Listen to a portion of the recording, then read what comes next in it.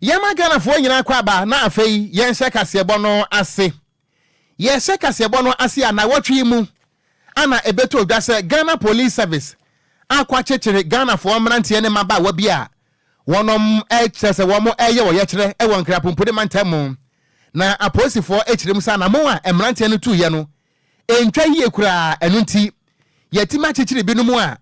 yedo makwa kwagina mu e wo court wa ye kasa yi court kire se ebimu nkonkodi afiase na wotwe mienu na se womo ba na afia sane na nkasa atimi akoso na enenso ana womo a na etoso mienu be kasa group 2 no yedo mo ekokopie mu a ye kasa court ndaso a wosi ho enkonya na enam so ama mampani akufo adonso ye kasa yi woni wo my Ghana mu hanom a wakwa akopie mu a wodi dwuma bi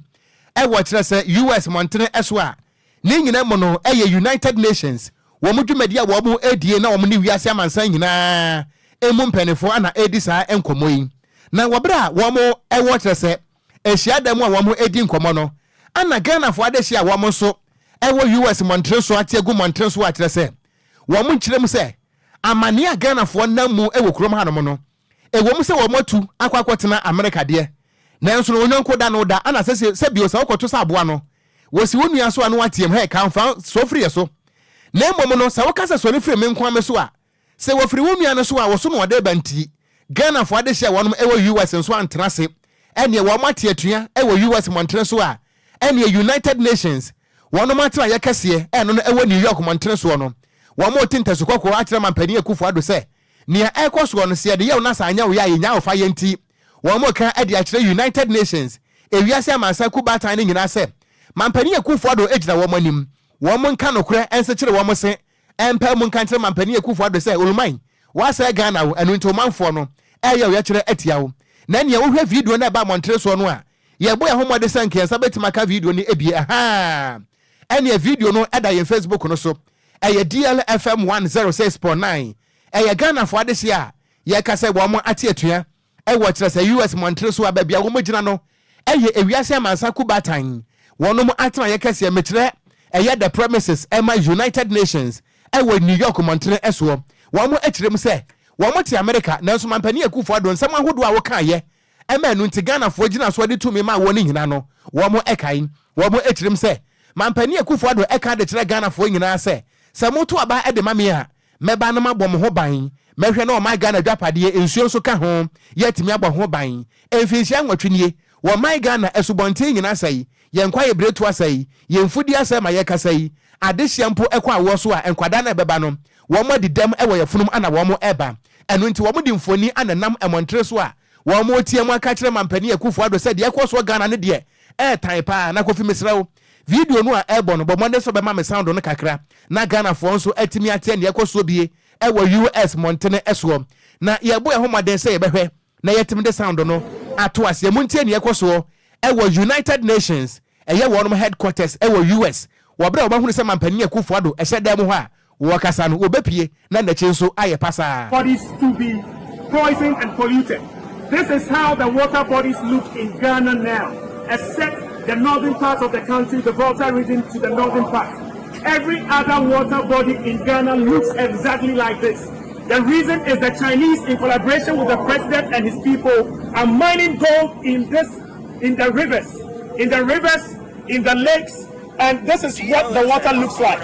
And this is the president of Ghana, Nana Akufo-Addo. And what is happening now is when people raise their voices against the water pollution, he uses the police to arrest them, intimidate them, and as we speak, about 50 of our colleagues are in detention because the president controls the judiciary, he controls the police service, and people are quiet in the country, and we cannot allow this to continue. And we want the international media, the United Nations, to put the president in order, because you cannot hold protesters in prison as well as in police cells without legal representation and medical.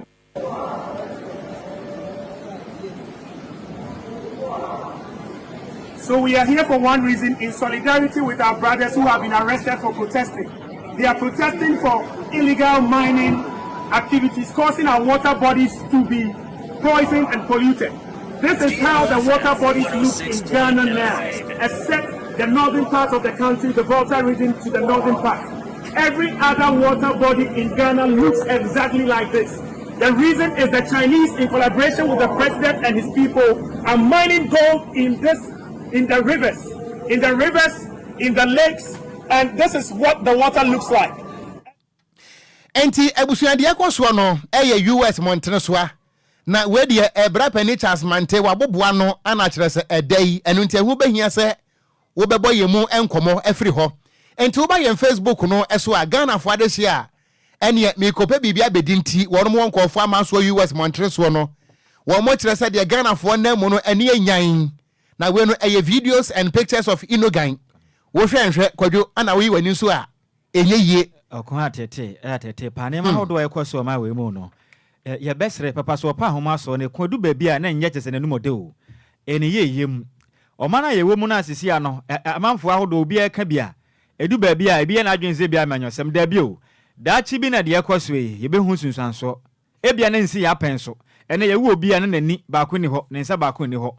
ye besre o ma na obi amfa ne ho nhyem bi na ye nyina ye nkasem na mpanimfo no ekwan ahodo anipa binom ede mena hye o mu nsem a wono mankasa du furu pa o monwene timafo ni nyina ho a wono mpa o mu sika gu mbotom na ye nso yafa ho anya ho asotwe na okonya de ye besoso sukuru ma Kwadwo wonim se na mampani wanya ho bibi Kwadwo wonim se senya amanyosem ase bi ontiase enim na wo man eye ye ndese ne ye nkwa Ghana fo ade hye ya wo mo ye protest e wo US Montresoa yi yeah emu de wa he na num hye wo Ghana ha eno ne asem no na emom wo mo dwene se wo mu tu kwan no wo mu ja wo mo nana e wo Ghana wo mu ja e bi mpo a wo mo yire no wo mo ma wo mo nua no mabusua ne namfo wo Ghana sanete enu nti so wo mo tena US wo e ma wo mo nananom wo mo busuafo wu e wo Ghana enye papa dabi enu nti so wo mo kasetia but obi nso te Ghana ha wone ne maame na busua ne manyina na tie ba because of say amanyosam wase bi onyansa ni munti wase de ekoso no eye Okon krona ya timu na debia yeka DLFM unse 106.9 waka wase mi se sabe yenkoma Ghana ni dabi na ni nyina ne se de ekoso yi ene ana mo bi emu bi tu a ye de amanyosam sabe yekata yani a ye kan hwia ye ntie no ye keka penifo ka asem ze keka mafunu keka madampan se de etie bia ye mpanimfo yi wo de ye wo MP na wo mpatam wo MC yi no ene we DC yi no mu ne ade ne nyina no obia wo ne visa wo ejebom krom ha se yokonne obia betu akwaja ye ha NDC amanyokrom mpanimfo nyina da ene entokwasi Ghana wo mbekwaja ye MPP entokwasi Ghana na wo nyina bekwaja ye ba me no mienu a bia na bibi saasi a yentumi nkone de na ese ye yanu muso ese ya dwen kwa akire ne ye bo ma no ho ban no so yenso so na sabe ene minim de ha ya ase sabe ja fa bi wo fomadi ene ye yankasa ye kuma wo no mo wo bienu na yensa de ye ho aso akoto ha mu minim de ha ye o meta tena sana medwen ho o ma no minim timamufo na yankasa de ha ye a ya tena ho ma nipa binom ede ne ma bi ahye ye trim say yen kuma wo no ne yam preja padema wo no ne yankasa enko tena se na ekom ekum yen yan dwen say nipa sabe ya dwen na ntesa de bedu baabi no okonya bedi ye dokono ko okruma sei si yan jai sabe sa anamofo na yetu a yaseso amanyosem so no yan jai amfa ntu baabi ne yanko ama ma ne daache okonya bedu baabi no mesi ye de yense behye yanum na yaka e wokure we mu awe daache yento aso okonya to akase bo no so a etuatia no enya oma mo US Montreal so nkuto na wonom etiatua na Technical University Senior Administrators Association of Ghana etwanitia eka ne se TUSAG wonom ta abonten abeka se kirem se sia yekese omatiatua enya de omba ya adwuma yankopon ya adom ekena eyefiada kyese ne ebobosum de toso do no son wonom enton koso nya adwuma efrise aban ede wo hwea mopan wonom aka se kirem se aban ne ma bia eba waden akwa wonom aso ya ne aban eba waden esi hu kondwa wonom kirem se collective a year bargaining agreement CBA omo ka kira aban se ne wonom ehia allowances bi ne santi senior members of public universities no sa ne ma we mu hia omo ka kira aban ya ma aban ne omo esi hu kondwa aban wie ya wa omo kokro de dwon enya de aban ensema okan ne bo sha hodo de sha wonom no aban edi so na wonom kirem se yekese omo wira ho eyo omo ya pass aban betena sen na no mu nyina anu asomdua buam na omo sin kondwa meyi atoye na ntiase adwuma na aban wadada wonom na kpagu wonom anim asesan wonom kirem se Ghana fo beka ya kita wonsa busumnam ana aban ana omo aboden esin kondwa asahwe manga na sika sam so mekire Ministry of Finance ebeka kire so matiase nti se de tie bia no won bank account no bosomo so belo freti wom bibia beto de be wanse ne omanya letter omo fon so kenkran na bibia todi na sa allowances no mo sa timi aka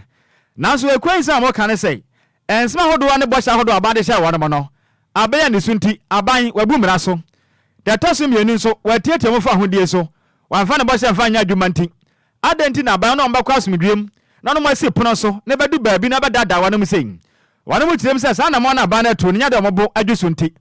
awakọ baabi akwatena pa na ma dwoma ho mefisa aban no omuntumi ntena se ma ban entimi emu wano mo kwase akwa sa de na aban de omo no eje omo yapan ekuya sa ka se tirem say wokọ unions ahodo omo public universities ni mu a aban atimi atie wonu musufrɛ nanso omo de sabe hwehwɛ ni mu aban amfa ni de amfa ma omo nti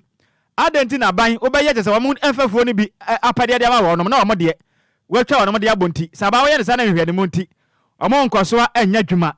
afi o ma sa ka kyerɛ aban sɛ enema ahodo bi ha wonu no saba yɛ ntimi nya de a adwuma no tontentan efiri na akwa yakopɔ yɛ adom efiri kyada kɔ no wonu so nkɔ adwuma so enkwankwa yɛ adwuma wọ́n máa kasa ekyirem sẹ́m ẹnìmọ̀ ahodoɔ ẹ̀ka no ẹ̀yẹ tẹ̀sán allowances ahodoɔ ọmọ kakyere aban so ọmọ hia ẹ̀fìn nso ọmọ hia yẹ vehicle maintenance ẹ̀fìn nso off campus saa nìmọ̀ wọ́n nyina ọmọ hia tẹ̀sán dẹ̀ fango so ọmọ hia utility base ahodoɔ ọdẹ nyina da aban mọ́ wọn nsa ne nso ọbẹ̀tìmí ẹ̀tọ́ ẹ̀dẹ̀ ma wọ́n ẹ̀fà sanitation ẹ̀fìn nso security ẹni nyina allowances no ọmọ hia nti ọmọ akasa akyerɛ aban yẹn mu sẹ́m saa na mọ́ ne ẹ̀gyina sẹ́ ọmọ nane kɔɔ yɛ no ọmọ kusu akurom twitwe ɛnya deɛ ọmọ atwa ọmọ de afiri mu nti Yakopo adem echina da ekono sabai te o ma se di sika ne bade a o beti ase akwa adwuma ne sabai anya ne saa de se de tie bia no Yakopo ya adom a efiri echina da kɔ ne de tu sakimpeni fo mo nya adwuma ne enya adwuma china kopem mra aban beti ono ma sen ma se ne ma hodo ayo ma opede no ode ma wonom we ni nkata hodo nso a efiri tu sakfa so ye bade ya kase ba wie ye kyerɛkyerɛ mo e de asom yen etiefo yɛnto awia pram to brɛ kase bɔ no ɛso a yɛkasa deɛ sɛ bimpane sɛ wɔbɔfoɔ ɛne deɛ ne nam ɛho apasoɔ na yɛda so tempo ano yi anwea mu ane yesie yɛbɔ a mɛhɔ no mo to say ɛwa ne nyina no ɛne sɛ na wɔtwe mu ana Mortuary Workers Association of Ghana ɛyɛ MOWAG wɔn de bɛto dwa ɛkyerɛ mu sɛ bio sɛ bibi ni fie a yɛnka nkyerɛ nkwadaa sɛ mompɛ bibi ni miɛnkwa habayerɛ na habayerɛ nso so wankɔ nso a wɔwi atwa na wɔn nkyerɛ mu nyina no ɛne sɛ efiti 2020 na coronavirus ɛba Ghana no ana Mortuary Workers Association of Ghana ɛde adesrɛdeɛ ɛto mampani ekufo ado anim sɛ yɛwɔ ɛyɛ personal ɛyɛ protective equipment PPEs ɛno ebi ɛyɛ gloves a kyerɛ sɛ mmerɛwa no kan sɛ gloves no deɛ yɛde ɛhyɛ yɛn nsa yi ɛne anɛɛsefoɔ de bɛhyɛ wɔn nsa Mortuary workers de bɛhyɛ wɔn nsa ana afei nso no nose mask enu ahodoɔ a sɛ obi wu a yɛde wɔ no sɛ de bɛyɛ a emu no ɛnsɛn ana afei nso no mpaboa ahodoɔ a ɛgya Mortuary workers no wɔn hyɛ efiri sɛ mortuary dɛm hɔ no enye ho ane ekwohye sneakers ana nya mo kyere dem ba bi efruda ane e polish hye wunti wo mo mpabo bi a wo mo de ye adwuma e wo mo kyere dem ho na wo mo de sansemu nyina to dwa kyere mu se de coronavirus no na AC kum nkrofo e wo Ghana ha dodo nti no mo kyere workers no behia sa ane ma ne nyina bi emfinhia nan nie ana wo mo kasa kyere mu se sa ane ma no emaaye na mpokura no de aba no kotoa bi se edue ba mpaboa enu nti wo mo ka de kyere aban se wɔn ɛma aban ɛmɛrɛ kakra saa nneɛma na wɔn hia ɛde bɛyɛ adwuma ɛwɔ mo kyerɛ hɔ no saa aban ɛntumi amfa ma wɔn a na kyerɛ saa aban no wahyɛ da ɛpɛ sɛ wɔde workers no ɛnkwa ɛto ɛsɛm firi sɛ bio obi a wɔwuo deɛ ɛni kwan sɛ nipa ɛde ne nsa saa soso mu ɛno nti ne gloves no ne boɔ yɛ sɛn ɛno nti Ghana ban ɛntumi ntɔn ɛmfa ma wɔn ɛno akyi nso wɔn kyerɛ mu sɛ wɔbɛrɛ COVID-19 ne ba 2020 no ɛne aban ka sɛ wɔn a yɛ nnwuma no bi ahodoɔ te sɛ nsɛmtwerɛfoɔ anɛɛsefoɔ Mortuary workers ne nyinaa no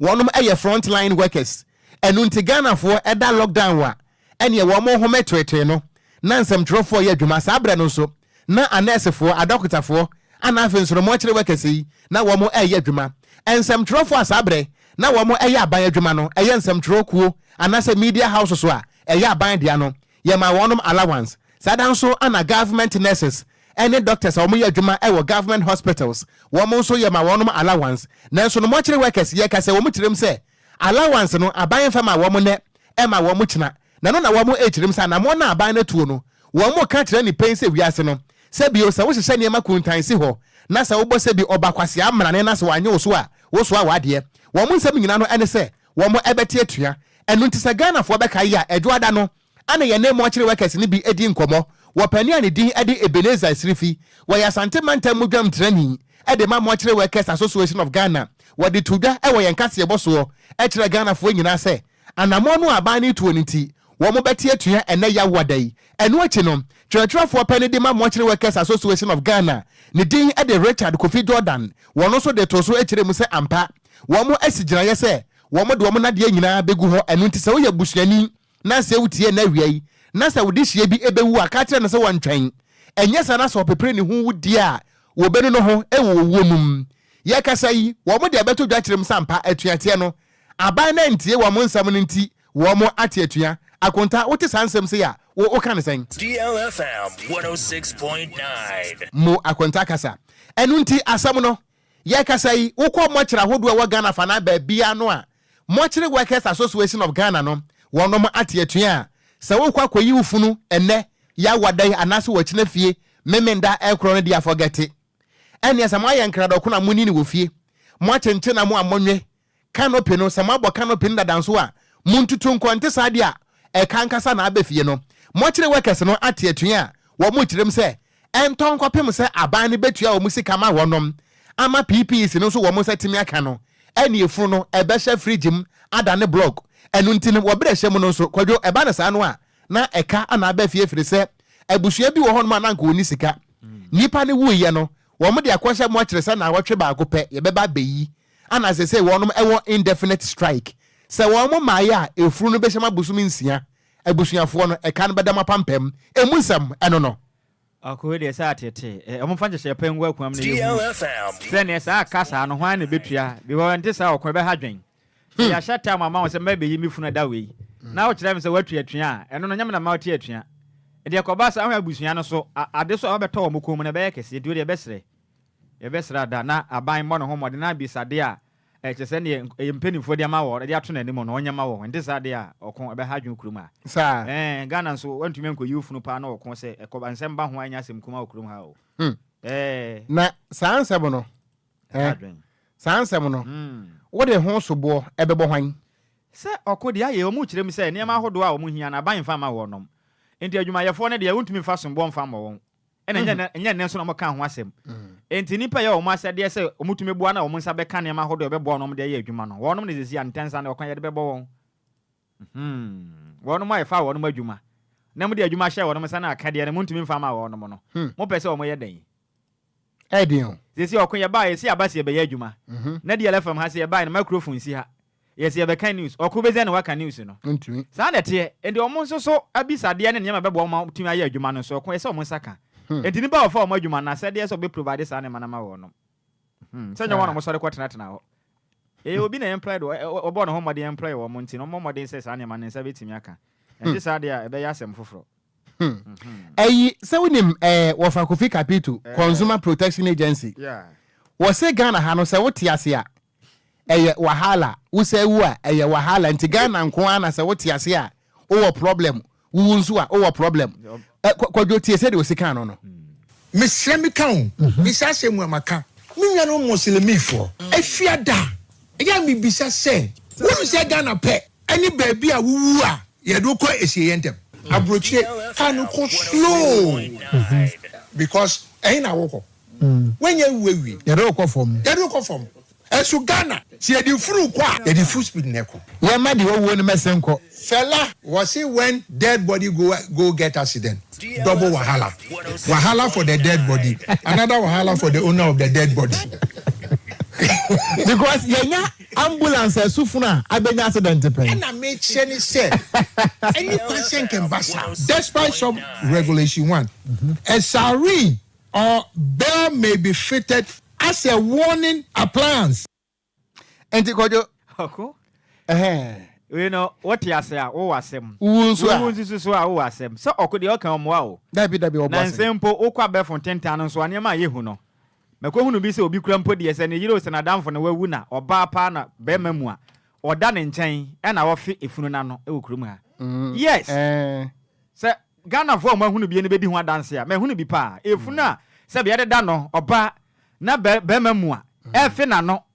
e be yede da no no efunu se o kan Romans 16:16 a Bible se mo mfa mfia no kronkron chiachia mo ho na Kristo asafo na achia mu yi o se yemfa mfiano na ma atiasefo anasa ewufu wan trim yo me de enti de ebehu ne yenya hu krom ha enti ye besra mo mu a mo pese mu wu awie no munya botre na wu a problem wo ho fridge de unya bi mu nse obebre ndi twen kakra agi se bia wo pe di freezer bi wo fie na busuafo ne de wo hyem kakra ko he na o freezer na e fie ne so a ha ho kra se wo komo twe na ho oh my Ghana you bunch na woni amani film na fefu no ne hyem oh my Ghana krom ha na e wo no mo chere workers ni atia ombete na mo nkose no Kwadwo we a double wahala for the dead okon yanko yanim a Ghana Grid Company Limited you try it can say Grid Co and afin so Electricity Company of Ghana you try it can say ECG one of the krata bonten aka say tirim say yakese no ukopiem o National Gas Limited Company one ma so e hono mo a eno processing plant no e watuabo e wagese ne atamantem one mu tirim say ohawa ba ho nti sesi amekese Ghana de sha one mo program frama gas bi de adwomudwuma no mo bre pam ne mberifa ka say tirim say we ne nya bo apayo eya chimato bi na aba o mu fidie ne ho nti we de echewalanyi mo fa ncha no mo guso a mo yensesie pa na o maka say tirim say o mo engineers e wo hono mo bo adwuma den e wo atuabo je say o mo processing plant ne ho a enche bia bibia beto din e ma je say ne akomatoyem atimi aba ne mberifa ka say o mu chi say ekese mpo no eya GNPC fompo aka say Tazania Croport ye UC we see ye fire huma wa hwe ye bewu sesi ansu kroma ye wu pe samalefo nyina tietua enye fo na funi bada ane so be ye nsempin ni se de o maka sa tira ye se Ghana fo de ba ka betumi abo ne se jamframa gas ye ne betumi abo ye panti ye nyusu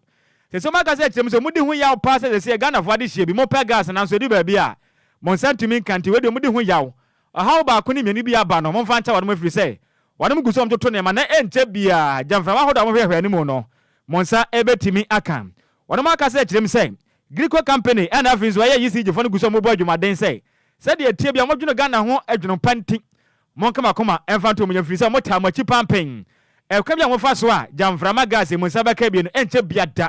wono mpani fo mo di dwuma e wa toabo jezene one processing plant no mo wie pene dwumaden kwa we said the tie me Ghana de she mbate de ne e ma gas jamframa no said mo pen dodo bia mu no monsa atimi aka na krata we ba bonten penifom yenu na monsa sha krata we aiwe asen de di kan wazifa bampo waya manager corporate communications at the Magrico ne sasha sebi and afenso eye director of communications at the ma ECG William Boateng ono se openi ba kwa no so ne sasha ase na di ye kasebo na wie ye di nsem we e de som yen etiefo yen to kasebo no so na yen kwa yanimu a koso afo adwenkyere no ebra yen e wo Facebook no eso eye DLFM 106.9 awia nsem a ye de enam no chema wontumi was say it is agglomerating and conglomerating I want to kese no eso a eye DLFMonline.com now babe Facebook no so so a edaso nti ye beje ni nyina kenkan na ye di amaw ye nto akasebo no eso ye to akasebo no eso a aloyafo bi akom ho abom ama ye kase wo mo atintimo enkrata Edi akoma eye Commission on Human Rights and Administrative Justice Siraje for say anamo Ghana Police Service yetu atabiri Ghana fo mnante na maba wa bia kogu afiase no wo mo tietia Ghana fo no echese wo mo fa ahudie so nti aloya fo no kirem say Siraje mremu an se na be ya tantre ne so ebetimi akọ enkanen na se bi empanesi na nkasem ne fie na emom de okwachi mu otiaba ebe afie be fidi no ma ne meye ana dia sam kese eba ye ni nyina no ene se abrante a ne din ade Mark Oliver Baka Voma wo wono ana di Ghana for mnante na maba wanim se democracy hub for wo mokwa koye demonstration na wono mo ateatua ade akere mampani akufo ado se ayeye gadam se no asa Ghana enu ntino sa aboro kese sa no wo mo ntimi ntina se ema sa aboro no nkoso nti wono mo atigu montre so nkra pompuni manta mo ane ye nchede wo biada ni nyina no ene se wo mo kan sam bi ade akere mampani akufo ado se de wo man no aye no se sa na nko beto ya e bi anka wontimi mu wo man no enu nti won hwe na Ghana galamse no eto entimi ntwa na no na wi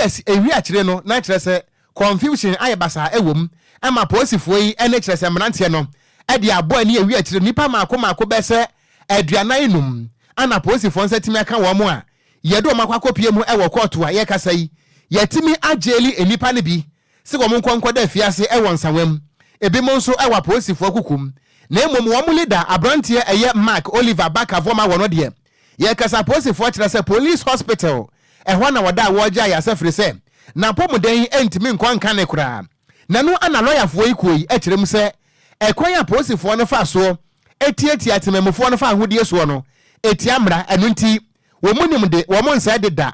wo matro nkrata tententen ɛde akɔma hyerade sɛ wo mo hwɛ na wo muntu anamɔ na wo nya hwehwɛmu na wo mu hunu sɛ ɛyɛ tememfo na ayɛ mfom so anansa Ghana police service mum ana etietia Ghana fo no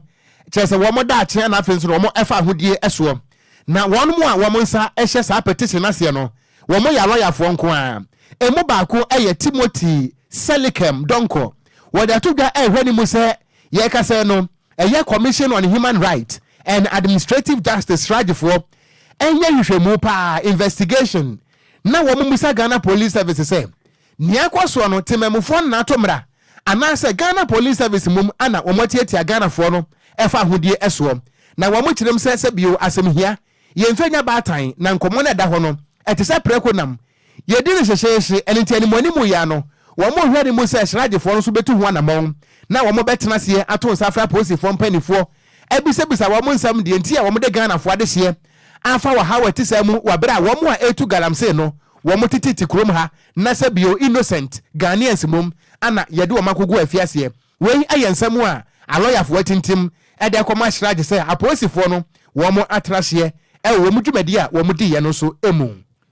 Okogyeabour akasɛbɔ no so ane yɛ mbɔmfa nwura mu ɛwɔ adesua ensemu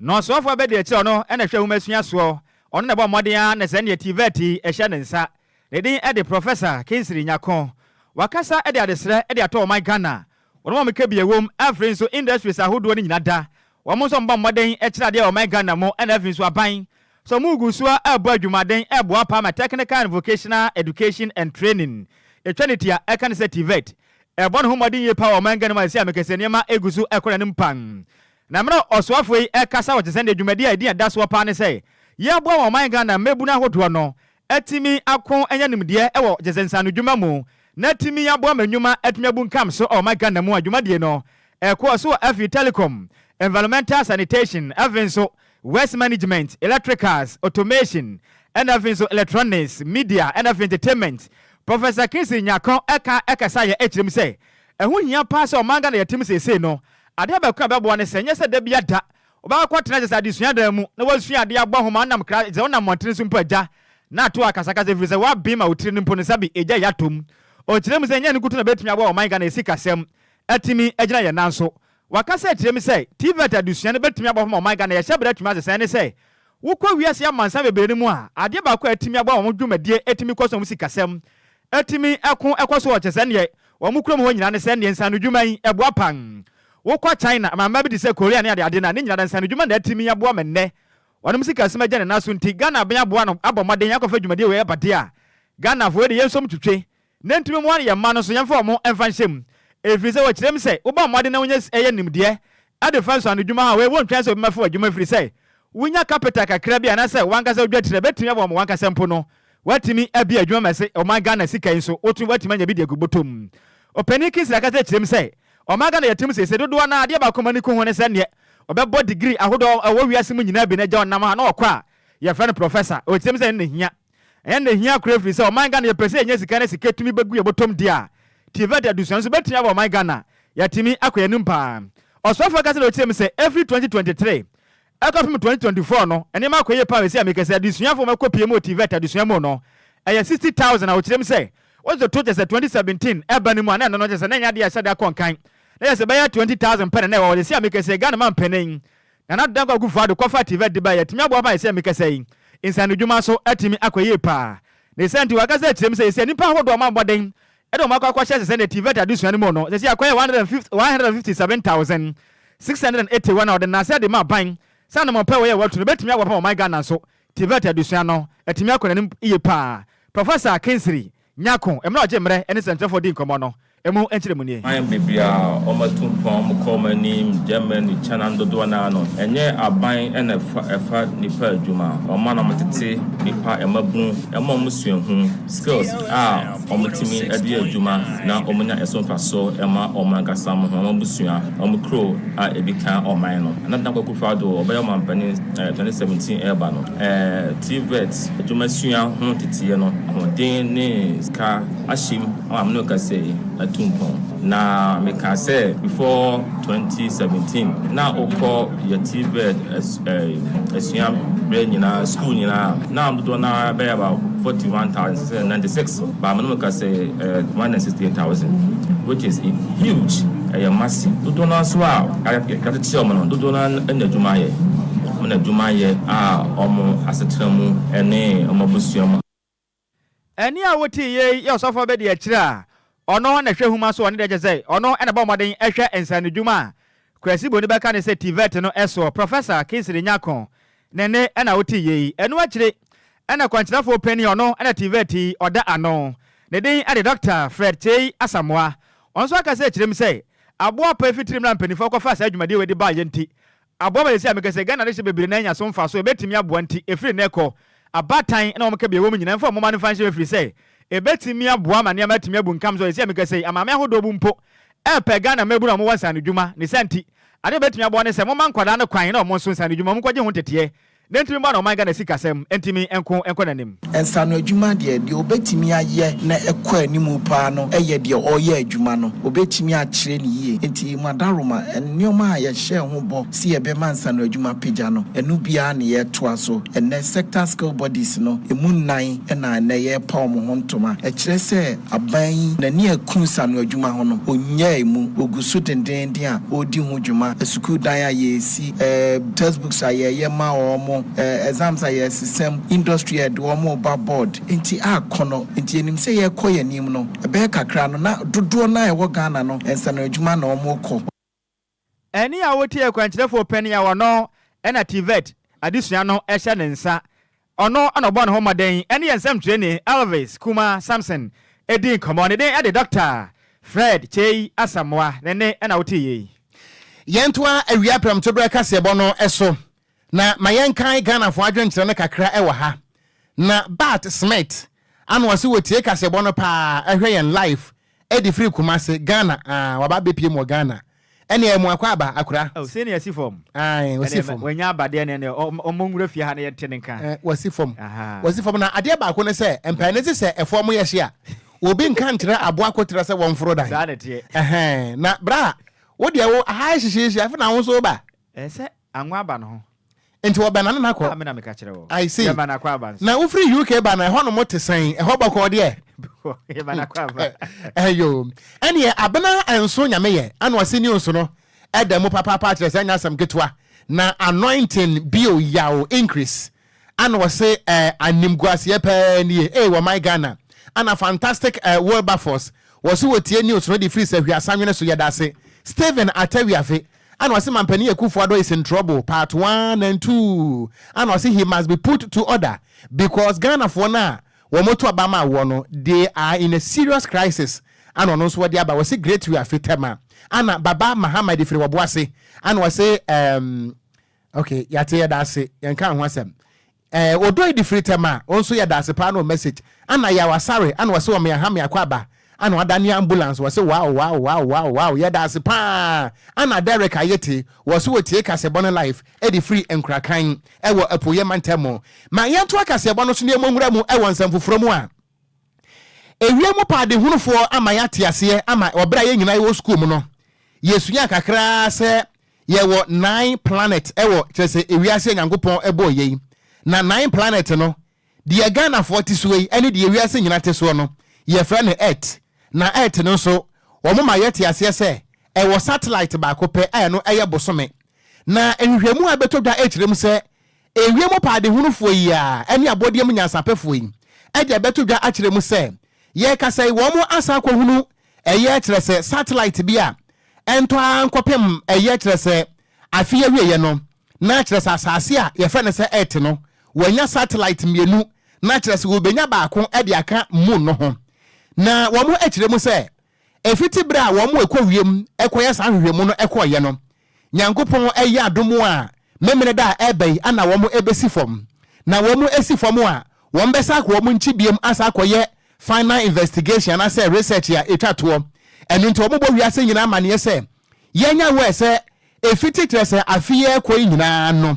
asase no besa nya satellite ba ko aka bosome ne ho a enye bosome no enam benkum no na trese de omode ba no so edi akire bi na omo trese ade ba ko awre ho wo mu ene se satellite no a wo masa ko hunu se ebe ka mu no ho no bright te se bosome no na akwai te se wo mo a wo mo ewo professional air telescope wo mo nko na betimi ahwemu ehunu se ampa de scientists no eka no enie na sansem we nyina no yeka yi eye NASA eye asteroids terrestrial impact last alert system a ye twa ntia se eye atlas no eno ana yeka se wo mo publish wo mu a wo mo kire se August bosome no ne da na toso enson ana kire se pade hunu foko hunu ya eye atlas ye kan atlas enso a eye a book that contain maps kire se book bia no a ye kire se map wo mu no ena kire se wo mu hwe mu a eye August 7 no wo mo etimi a discover ye hwe ni mo senya menya adomo afi no eye America for ewo American Astronomical Society won mo book won medi kan publish ewo mu dada na wo mo ebo ewiase nyina mane se sa satellite na wo makohunu no won beto din se 2024 PT5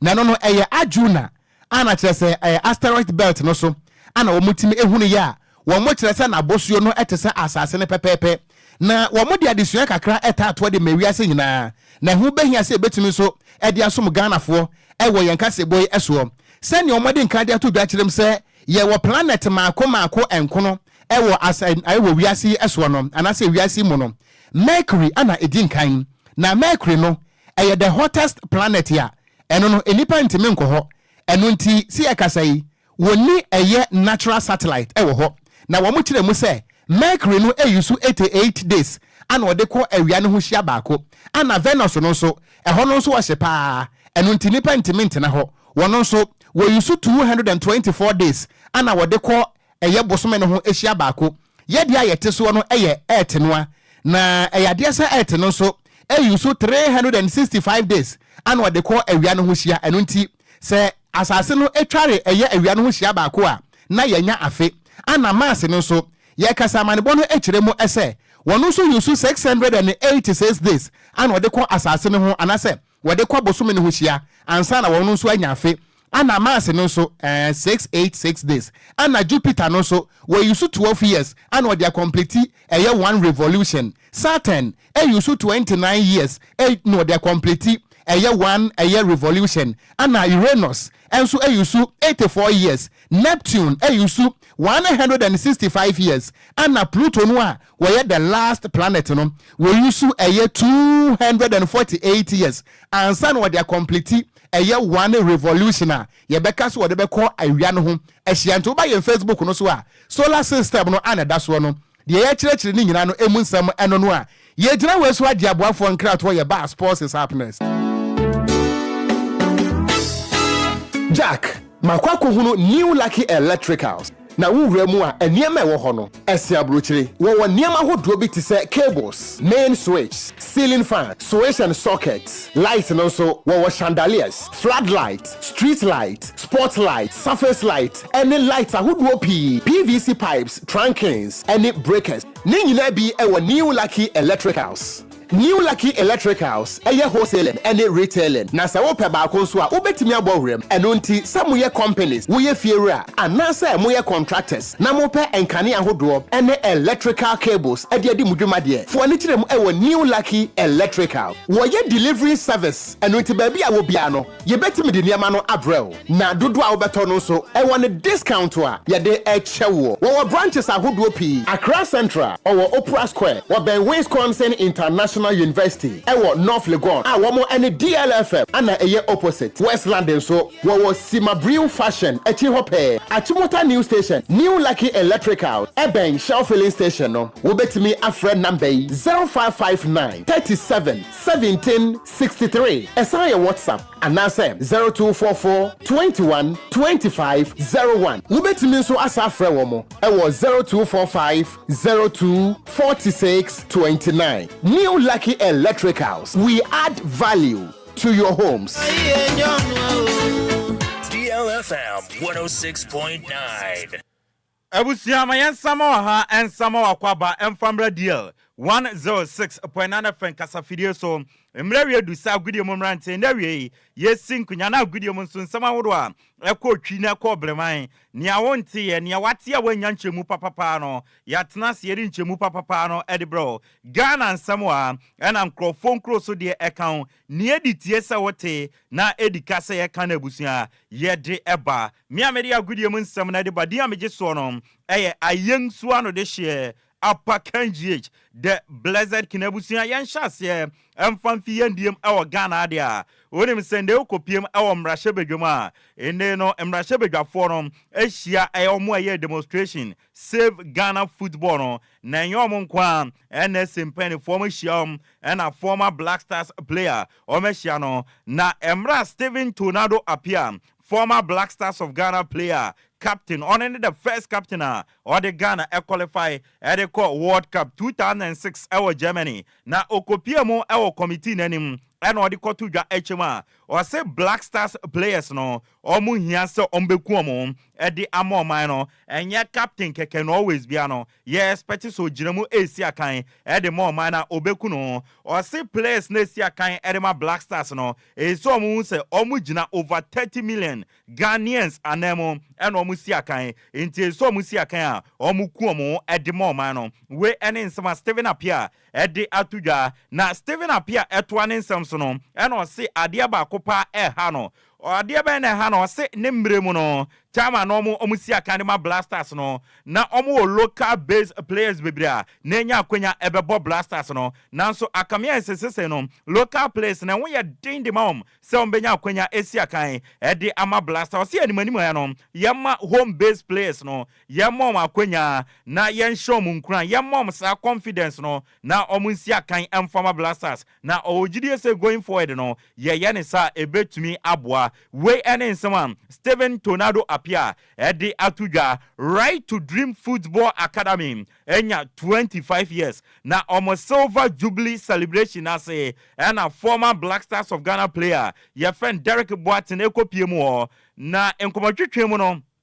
ena nsentwefo twube no ena yebisa se nde obepiem awa Ghana ha yenya stadium kra ensi so akan o esanse ka se yen stadium aye boss ball no ye pitch no enye na den na akade afa ho ena ose ono de ode sombo ni nyina ebebo Ghana Football Association nia omunim no omodwe ho eye sika ena omukofa players di fiama no ne a omunya pitches papa e boss ball na makofa players di abagana na wabema omo pitcher enye so omo boss ball a ebesiden no omo money be konka no ma win games enti Ghana no ayama emblemu players no yembremu GF na omo ntumi entoto nyama ema yenya pitches papa emmoso ball na otwa ne nsem so no ena odi tudwa says yebenya pitches papa aboso ball ewo Ghana adwuma no enya baakofo adwuma ese ye nyina no yakabom ne ye yesa adwuma no na ono de ofilise GF no omada eso omo sole na omadwuma ne se ombe make sure say yebenya good pitches aboso ball enti no omo nsore we ene nsema Derek Boateng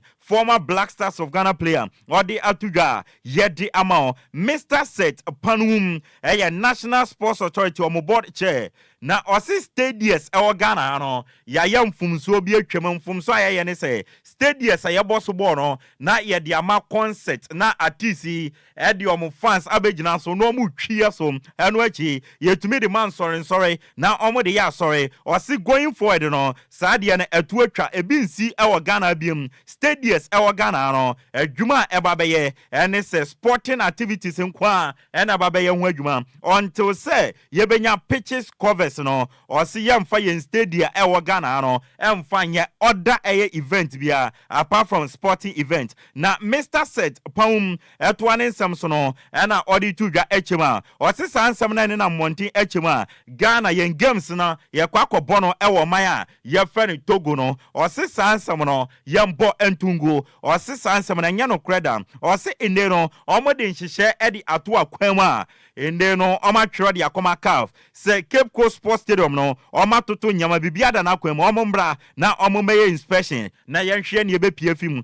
na mo sansam na ne na monten se yengema ya ni Sudan ekwakobo no yakobo no Togo no o se sansam no anya no kre we ne nsama Mr. Set Paum National Sports Authority omo board chair area tudwa yede wonsam area ma na endra era me de betu anim se Hazakes ladies omo former coach ayefeni Yusuf Bazigi no we jatim no woko edi nani akire mo ewo Tanzania oni bobokwa yefeni Simba Queens of Tanzania ene kwakoye adwuma na endra onyakwanya ebo ne first game na a friendly game was starting on a good note. Simba Queens echi bobokwa yefeni Malan Divi Queens ebo me kapole and 9 Malan Dizi Queens no o mentumi ante enti Yusuf Bazigi was on a very good note yede won komo edi amount Ghana Women's Premier League Super Cup 2024 eguso ekoso ewo Ghana Soccer Center of Excellence prampramene ka say group stage no abanewie na say understanding it here group A no Hazakes ladies edi kan 9 points eno munyae into omo ya ne 3 out of 3 Faith ladies etosumie no omunya 6 points. Northern ladies etosumie so omunya 3 and Supreme ladies etoso na ahwe omanya biwo ewo eye group A no uram ewo group B na ampem da kwa edi kan 3 out of 3 9 points and omunya Dreams ladies etosumie no 6 points. Police ladies etosumie sa 3 points and Belly ladies etoso enaya omonso enya point bia wo a ehun ensam no semi-final fixtures no say enetie Hazakes ladies any Dreams ladies ebebo and afe ampem da kwa ladies any Faith ladies ebebo two teams amube win no number progress no makohiem ewo finals na ehun ensam no Ghana Football Association Awards 2024 menoka se date na ebeba so no GFA for no ade aba mountain almost Saturday 19th of October 2024 ewo Dr. Kofi Ohene Kuradu Auditorium ewo UPSA in Kenya and Ghana Football Association Awards 2024 ebekoso a yede ehun komotwetwem ede atoanim na watwin Ghana Premier League no ebeto aso match day 4 no fixtures no say netie ebesha se memenda Accra Lions any in Swatman bebo 3 p.m. na toaso kwasiada 29 September Nations FC any Heart of Oak bebo Brekum Chelsea any Asante Kotoko bebo Bechem United any Dreams FC bebo na Baseke Holy Stars any Mediama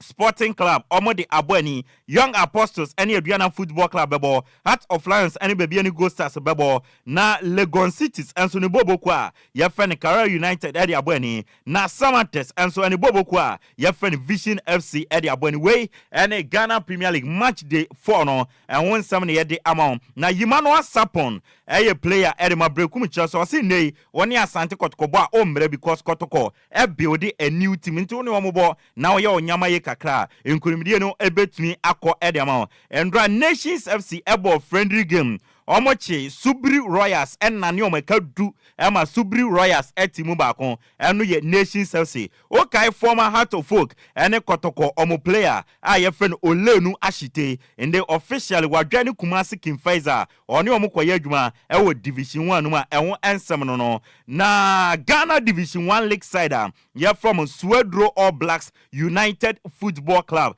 ende oma announce papa ye friend Mr. Felix Tamaklu as new head coach and assistant no Joe Ajiman Jr. ono and a assistant na oma lunch new home jersey no fe brutal elsro no white asie no white and a black no and name and away jersey no so no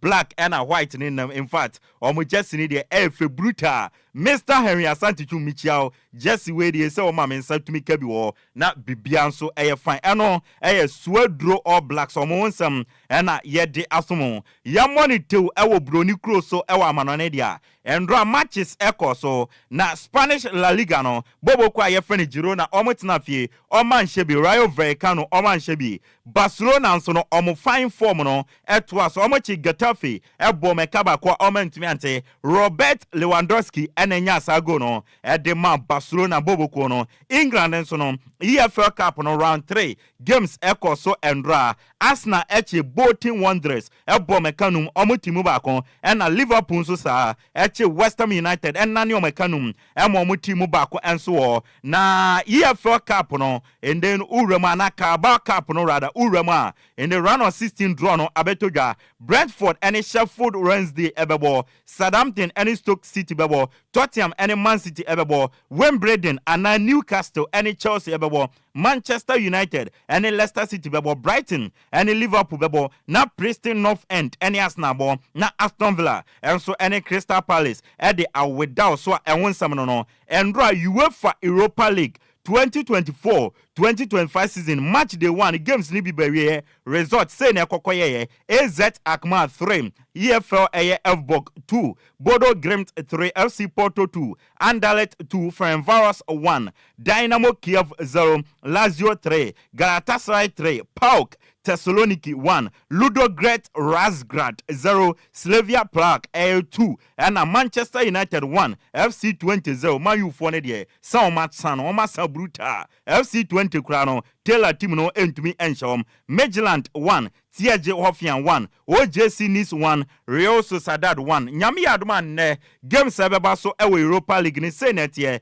6:45 2 games ebeba so Fenerbahce ebetna Sukuru Sala Kurukuru Stadium Jose Mourinho ni team no na omani Union Saint Gillois edi abani Mamo FF enso any Rangers ebebo games we nyina no ebeba so 6:45 ebo 7 p.m. games amba bebo so ni nyina beba so AS Roma any Athletic Club bebo Ajax any Besiktas ebebo Frankfurt ebetna Germany normally Victoria Prison abo Tottenham Hotspur any Karabakh FK ebebo Braga any Maccabi Tel Aviv ebebo Lyon any Olympiacos bebo na FCSB any RFSFC edi aboania enwo ensem no Europa League nkwa na obeti teams bi say edin uremu ewo La Liga no ma in the games ebeba so above 5 p.m. Espanyol and Villarreal ebebo and 5 p.m. no Las Palmas and Real Betis ebebo 7 p.m. no Celta Vigo and Atletico Madrid at the ebebweni na yedi nsem no esi no okai Sergio Rico former Sevilla and PSG goalkeeper ya okotena ponko so ekofi ponko ne so ebebo fema ende no oyare ye no nansia na ne to no me ne okase ordinary chiemu ewo kata Bobo kwa ye friend Agarafa eho na Sergio Rico ekwakosi na kanwo a yede enwon komotwetwe edema na Mikel Arteta Arsenal manager na wakasa se ndra ode nkwala na ebo no nanso nkwala no eye adwuma nti obo maba so show mu nkran so omo ntoa so a na Arsenal Academy Boys no omo nya adwuma emfama team no ebuse nyina we so na agudie mu nsama yede bae no yemfansi miame bra pani Mr. Kofi Ayinu wa yensu anu so wate utie mami nchia na wife sister Mary Minchia 49 nana osi wa biem ku ha ewo ka enu ma utie na menjia wa wanhwa obebo me 49 nana bichia enso ewo newe ebusia mia me dia gudie mu nsam de ba dia me so no ayensu anu de hye Upper KGH the Blessed King. It's official. DLFM 106.9. Enti ebusua nyina weso na ensama hodo a yebobo ano de beso mo ni nyina se kasebo no yemfa ensi ewa ha Kofi Taylor de ko Facebook no eso ema wutimenya behwe kire wa adwen yeda mo ase pa nso se mo je brema yen ema yakwanya se yemra meso sa asomfo akenkanfo nso yeye mienu mededi Okogyeabour Ocran mene Nhyiraba Kwadwo Sammy B Yena mo nyina se awia yi ama mo nyina mo enitie na ye kwadia na Chief of Staff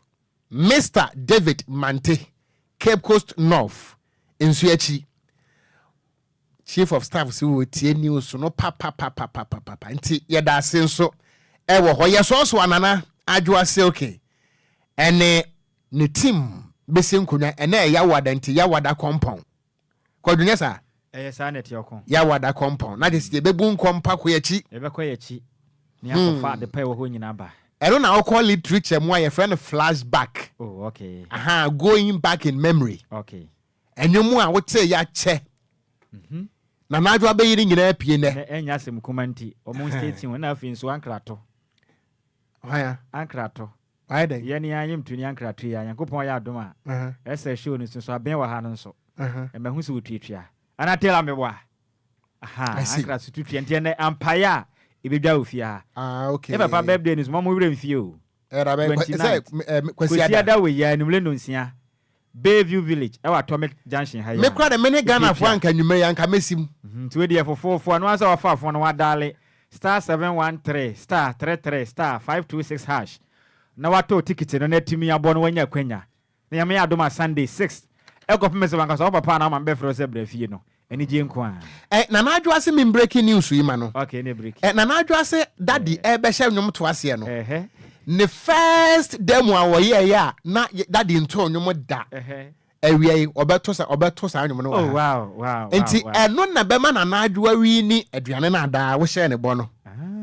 Okay. What you say wo hye ne bo no. Ye pon hye mo. Na adwo nhye wo kire ho. That's right. Ya ka kire no mame. Ya ka. Sa. DL News.